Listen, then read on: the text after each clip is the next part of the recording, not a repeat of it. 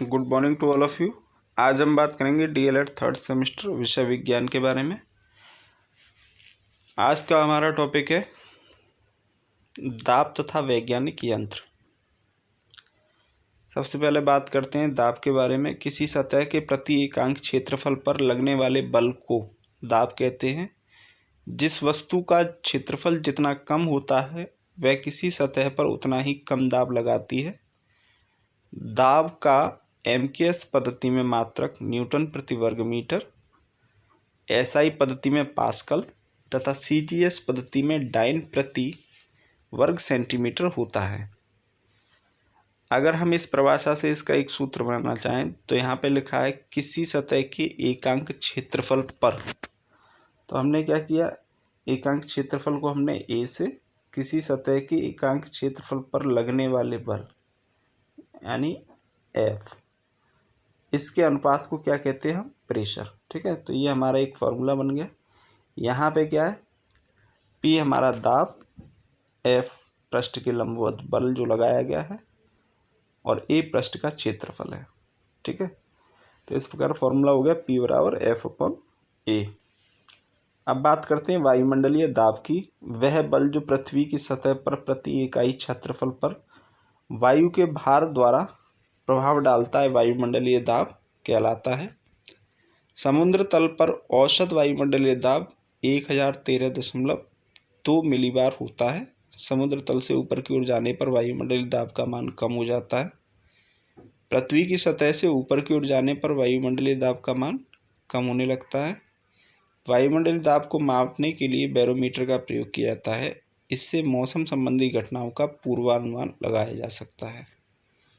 Barometer पर कुछ पाठ्यांक जो है उनसे संबंधित घटनाओं के बारे में यहाँ पे लिखा गया है। सबसे पहले जैसे बैरोमीटर के पाठ्यांक का एकाएक नीचे अगर गिरता है तो इससे आंधी की संभावना रहती है। बैरोमीटर के पाठ्यांक का धीरे धीरे से नीचे की ओर गिरना वर्षा की ओर इंगित करता है और बैरोमीटर के पाठ्यांक का धीरे धीरे ऊपर की ओर बढ़ना मौसम के साफ रहने की ओर इशारा करता है। वायुमंडलीय दाब के प्रभाव, इसका प्रयोग पहाड़ी क्षेत्रों में खाना पकाने में अधिक समय लगता है। वायुयान में बैठे यात्री के फाउंटेन पेन की स्याही रिस जाती है। इसके जो प्रभाव होते हैं वो इस तरीके से देखने को मिलते हैं। नेक्स्ट हेडिंग है हमारी वायुमंडलीय दाब मापी। वायु दाब की माप सर्वप्रथम टॉरिसेली ने सन 1943 में की थी। इस यंत्र में यह माना जाता है कि यंत्र की 1 मीटर लंबी नली के मुंह के बराबर समतल क्षेत्र पर वायु का दाब उतना ही होता है जितना कि उस नली में भरे पारा का भार होता है। नली में भरे पारा का भार होता है। समुद्र तल पर नली में पारे की औसत ऊंचाई 76 सेंटीमीटर होती है। वायुमंडलीय दाब की गणना इंच, मिलीमीटर एवं मिलीबार में की जाती है। वायु दाब मापी मुख्यतः 2 प्रकार के होते हैं। पहला है यहाँ पर फॉर्टिन बैरोमीटर। ये इसका डायग्राम भी दे रखा है कि कैसा होता है दिखने में। फॉर्टिन बैरोमीटर साधारण बैरोमीटर का ही उन्नत रूप है। इसमें पारा भरी हुई नली के तल को एक पेंच की सहायता से ऊपर नीचे किया जा सकता है। पेंच के द्वारा पारे के तल को शून्य पर रखा जाता है। नली के साथ एक वर्नियर पैमाना भी लगा रहता है। पैमाने का शून्य हाथी दांत के एक निर्देशांक की सीध में होता है। ठीक है, ये इस तरीके से आपको दिख रहा होगा। इसमें यहाँ साइड से वर्नियर कैलिपर्स लगा हुआ है, पैमाना स्केल जो है। ठीक है,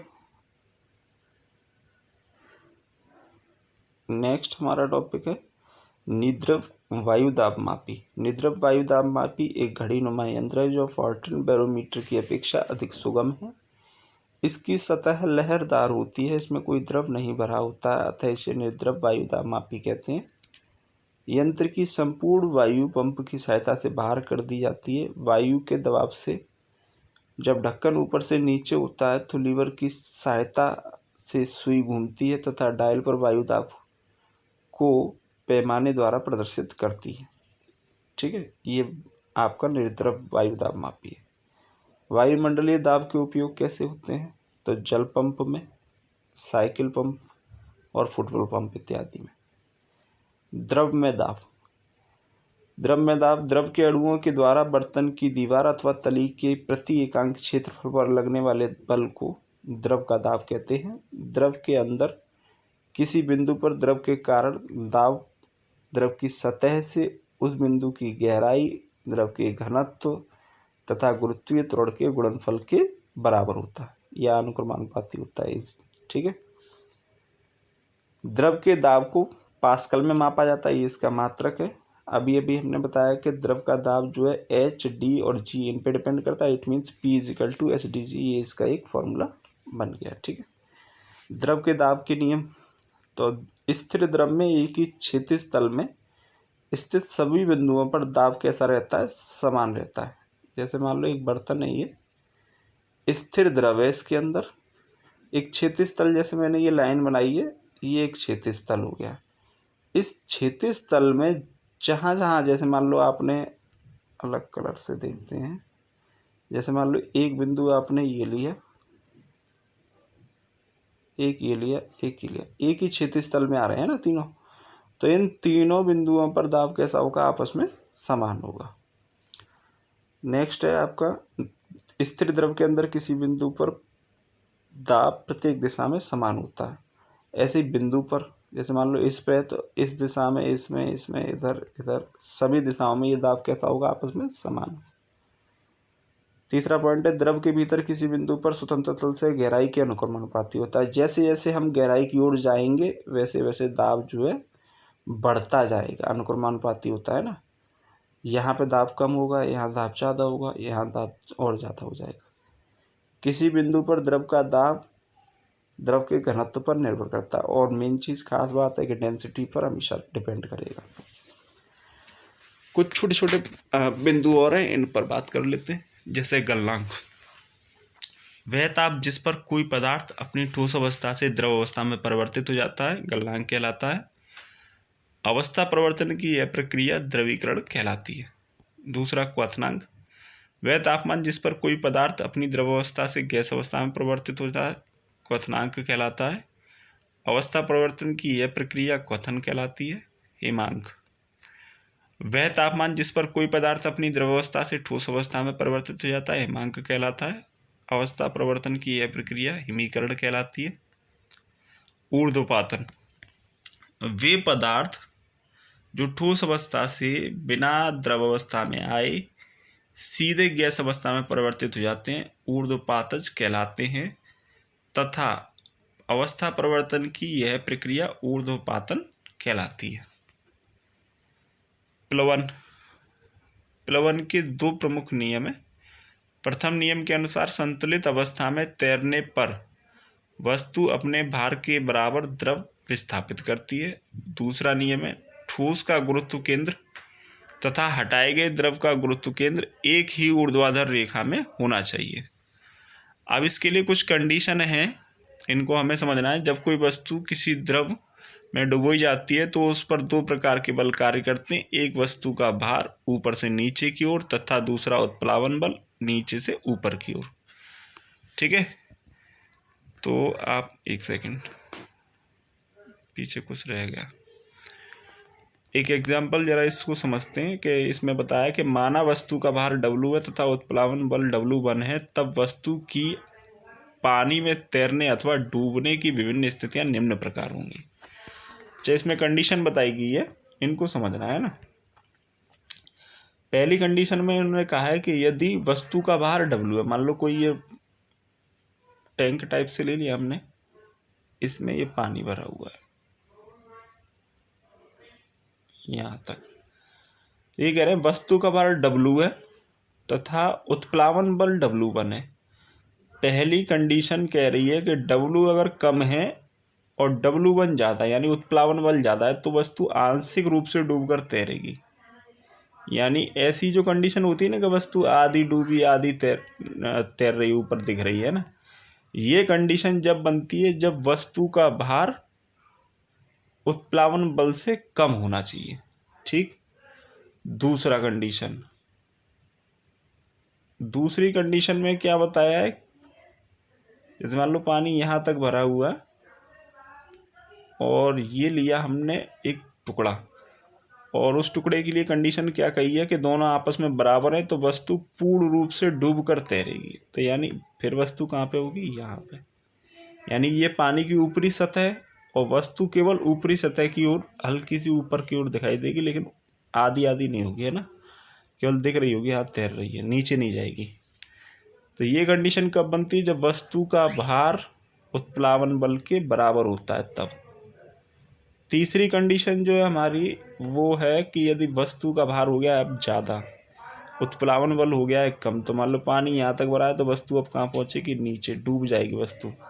बार बार मतलब ऊपर की तरफ अब जो दिख रही थी वो चीज़ नहीं दिखेगी, है ना। अब वस्तु क्या है, सीधे तली में चली जाएगी।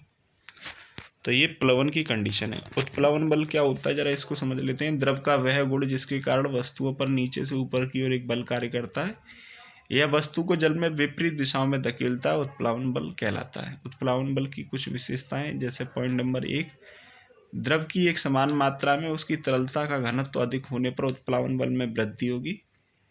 पॉइंट नंबर 2, वस्तु का आयतन अधिक होने पर तरल पदार्थ में डूबने पर उत्प्लावन बल अधिक होगा।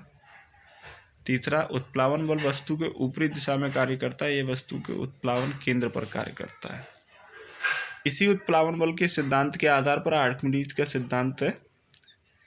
इस सिद्धांत में क्या है, जब कोई वस्तु द्रव में पूरी अथवा आंशिक रूप से डुबोई जाती है तो उसके भार में कमी का आभास होता है।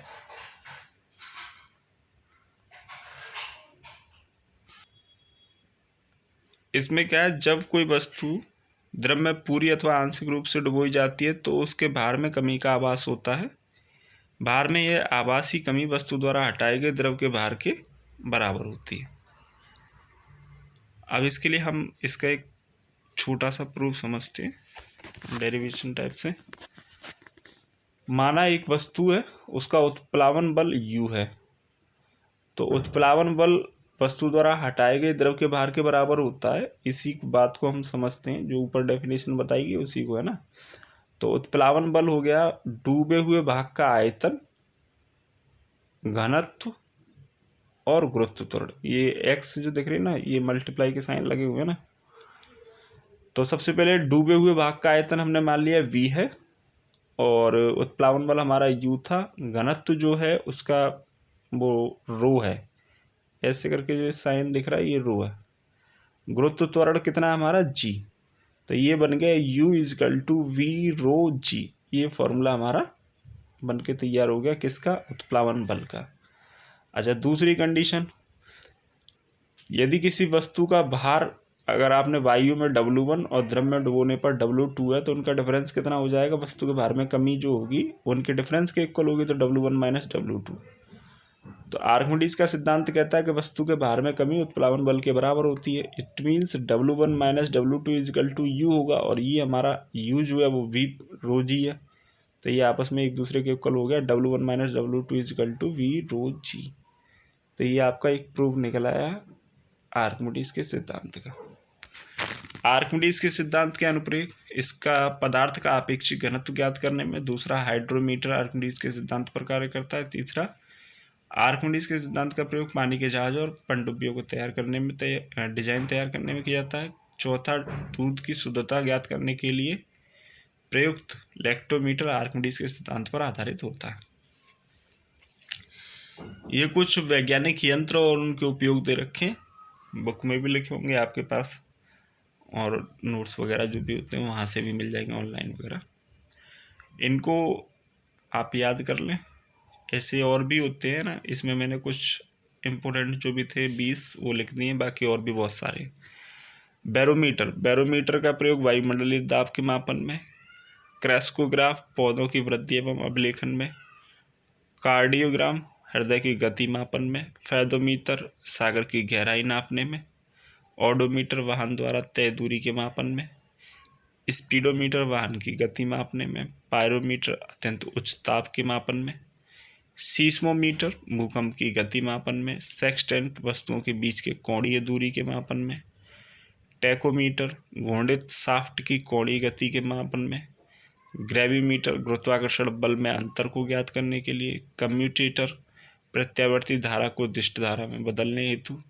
रेन गेज वर्षा के मापन में, सीस्मोग्राफ भूकंप के गति को प्रदर्शित करने में, ये ग्राफ है ना उसका। रिक्टर स्केल भूकंप की तीव्रता बताने का पैमाना। रेडिएटर ऊष्मा परिवर्ती। एपेडिया स्कोप फिल्मों के पर्दे पर प्रक्षेपण हेतु। फोटोमीटर प्रकाश की तीव्रता मापने में। मेगाफोन ध्वनि को दूरस्थ स्थानों तक ले जाने में। वोल्टमीटर विद्युत परिपथ में विभवांतर मापने में। ठीक है, तो इस तरीके से ये बहुत सारे दे रखे हैं आपको, और भी लिखे होंगे, आप उन्हें समझे, याद कर लें। Thanks to all of you.